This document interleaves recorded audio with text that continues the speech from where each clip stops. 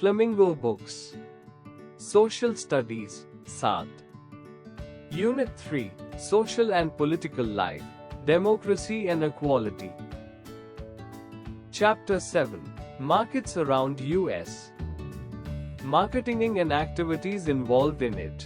Marketing का मतलब है प्रोडक्ट या सर्विस को कस्टमर्स तक पहुंचाना और उन्हें खरीदने के लिए अट्रैक्ट करना। इसका मेन गोल होता है सेल्स बढ़ाना और ब्रांड को पॉपुलर बनाना। मार्केटिंग में कई एक्टिविटीज होती हैं जैसे मार्केट रिसर्च, कस्टमर की नीड्स समझना, advertising, TV, social media, posters, sales promotion, discounts, offers, public relations, brand का पॉजिटिव इमेज बनाना और डिस्ट्रीब्यूशन, प्रोडक्ट को सही जगह पहुंचाना। डिजिटल मार्केटिंग भी आजकल बहुत इम्पोर्टेंट है। मार्केटिंग बिजनेस की सक्सेस के लिए जरूरी है क्योंकि ये कस्टमर्स को अट्रैक्ट और सेटिस्फाई करने में हेल्प करता है। Functions of markets. मार्केट का मेन फंक्शन है बायर्स और सेलर्स को एक प्लेस पर लाना जहां गुड्स और सर्विसेज का एक्सचेंज हो सके। मार्केट डिमांड और सप्लाई को बैलेंस करता है जिससे प्राइस डिसाइड होता है। ये प्रोड्यूसर्स को गाइड करता है कि क्या बनाना चाहिए और कितना बनाना चाहिए। मार्केट कंपटीशन क्रिएट करता है जिससे क्वालिटी बेटर होती है और प्राइसेस रीजनेबल रहते हैं। मार्केट इकोनॉमिक ग्रोथ में इम्पोर्टेंट रोल निभाता है। यहाँ से इंफॉर्मेशन मिलती है कंज्यूमर की नीड्स और प्रेफरेंसेस के बारे में। इस तरह मार्केट प्रोड्यूसर्स और कंज्यूमर्स के बीच लिंक का काम करता है।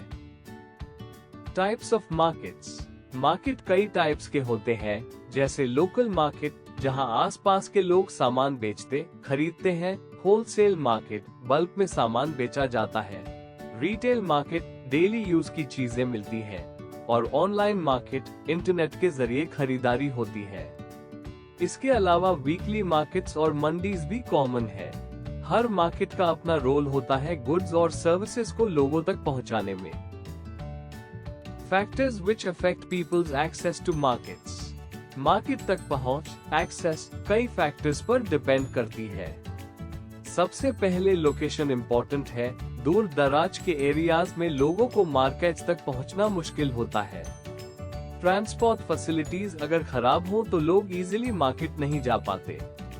इनकम लेवल भी इम्पोर्टेंट फैक्टर है। गरीब लोग कम खरीद पाते हैं। जेंडर डिस्क्रिमिनेशन और एजुकेशन की कमी भी विमेन और रूरल लोगों की मार्केट एक्सेस को कम करती है। साथ ही टेक्नोलॉजी और इंटरनेट एक्सेस का भी बड़ा रोल है। जिनके पास डिजिटल टूल्स हैं, वे ऑनलाइन मार्केट्स तक आसानी से पहुंच सकते हैं। Agricultural marketing.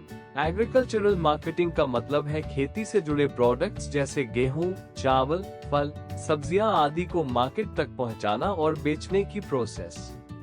इसमें किसान, फार्मर्स अपने प्रोडक्ट्स को सही प्राइस पर बेचते हैं। ये मार्केटिंग कई स्टेप्स में होती है जैसे कलेक्शन, स्टोरेज, ट्रांसपोर्टेशन, ग्रेडिंग और सेलिंग। अगर किसान को सही जानकारी, ट्रांसपोर्ट और फेयर मंडीज मिले तो उसे अच्छा फायदा मिल सकता है। गवर्नमेंट ने ए-नाम जैसे प्लेटफॉर्म शुरू किए हैं जिससे किसान ऑनलाइन भी अपने उत्पाद बेच सकते हैं। एग्रीकल्चरल मार्केटिंग का सही सिस्टम किसान की इनकम बढ़ाने और इकोनॉमी को मजबूत बनाने में मदद करता है। होलसेलिंग। होलसेलिंग का मतलब है बड़ी मात्रा में गुड्स को खरीदना और रिटेलर्स या छोटे दुकानदारों को बेचना। होलसेलर्स डायरेक्टली प्रोडक्ट्स को मैन्युफैक्चरर्स से खरीदते हैं और फिर उन्हें छोटे पार्ट्स में बेचते हैं, लेकिन वे एंड कंज्यूमर्स, आखिरी ग्राहक को नहीं बेचते। ये सिस्टम मैन्युफैक्चरर्स और रिटेलर्स के बीच का ब्रिज होता है। होलसेलर्स स्टोरेज, ट्रांसपोर्टेशन और प्रोडक्ट डिस्ट्रीब्यूशन में मदद करते हैं। इससे रिटेलर्स को कम प्राइस में सामान मिलता है और वे कस्टमर्स को बेच पाते हैं। होलसेलिंग बिजनेस के लिए अच्छा नेटवर्क, स्पेस और कैपिटल की जरूरत होती है। ये सप्लाई चेन का इम्पोर्टेंट हिस्सा है। Types of wholesalers. होलसेलर्स अलग अलग टाइप्स के होते हैं डिपेंडिंग ऑन उनका काम करने का तरीका। मर्चेंट होलसेलर्स ये खुद गुड्स खरीदते हैं और रिटेलर्स को बेचते हैं। एजेंट होलसेलर्स ये खुद माल नहीं खरीदते, बस बायर और सेलर के बीच डील करवाते हैं और कमीशन लेते हैं। स्पेशलिटी होलसेलर्स ये किसी एक ही तरह के प्रोडक्ट जैसे इलेक्ट्रॉनिक्स, स्पाइसेस में डील करते हैं। कैश एंड कैरी होलसेलर्स ये होलसेलर्स कैश में सामान बेचते हैं और बायर खुद गुड्स ले जाता है। होलसेलर्स सप्लाई चेन का इम्पोर्टेंट हिस्सा होते हैं और मार्केट को स्मूथली चलाने में मदद करते हैं। Agri marketing functions. Agri marketing functions का मतलब है वो काम जो एग्रीकल्चरल प्रोडक्ट्स को फार्म से मार्केट तक पहुंचाने में हेल्प करते हैं। इसमें कई स्टेप्स होते हैं। असेंबलिंग, अलग अलग फार्मर्स से प्रोडक्ट कलेक्ट करना। स्टोरेज, अनाज और सब्जियों को सही जगह स्टोर करना ताकि खराब न हो। ट्रांसपोर्टेशन, माल को मंडी या बाजार तक ले जाना। ग्रेडिंग एंड स्टैंडर्डाइजेशन, क्वालिटी के अनुसार प्रोडक्ट्स को अलग करना। पैकेजिंग, प्रोडक्ट को अच्छे तरीके से पैक करना। सेलिंग, मार्केट में सही प्राइस पर बेचने की प्रक्रिया। ये सारे फंक्शंस किसानों की इनकम बढ़ाने और कस्टमर तक अच्छा प्रोडक्ट पहुंचाने में मदद करते हैं। Agri business. एग्री बिजनेस का मतलब है एग्रीकल्चर से जुड़े सभी बिजनेस एक्टिविटीज जैसे फार्मिंग, प्रोडक्शन, प्रोसेसिंग, मार्केटिंग और डिस्ट्रीब्यूशन। इसमें केवल खेती ही नहीं आती, बल्कि fertiliser, seeds, machinery, food processing, storage और ट्रांसपोर्टेशन भी शामिल होते हैं। ये पूरा सिस्टम किसानों, कंपनियों और उपभोक्ताओं को जोड़ता है। आजकल एग्री बिजनेस में टेक्नोलॉजी का यूज भी बढ़ गया है, जैसे ड्रिप इरिगेशन, ऑर्गेनिक फार्मिंग और ऑनलाइन मंडी प्लेटफॉर्म्स। एग्री बिजनेस से न केवल किसानों की इनकम बढ़ती है, बल्कि रोजगार, एम्प्लॉयमेंट भी क्रिएट होता है। ये भारत जैसे कृषि आधारित देश की इकोनॉमी के लिए बहुत इम्पोर्टेंट रोल निभाता है। Consumer and food marketing.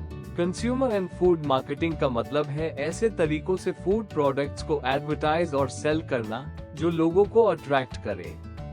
Companies packaging, branding, taste, price और हेल्थ बेनिफिट्स को हाईलाइट करती है ताकि ज्यादा से ज्यादा लोग उनके प्रोडक्ट्स खरीदें। TV ads, social media offers और सेलिब्रिटी एंडोर्समेंट्स इसका हिस्सा होते हैं।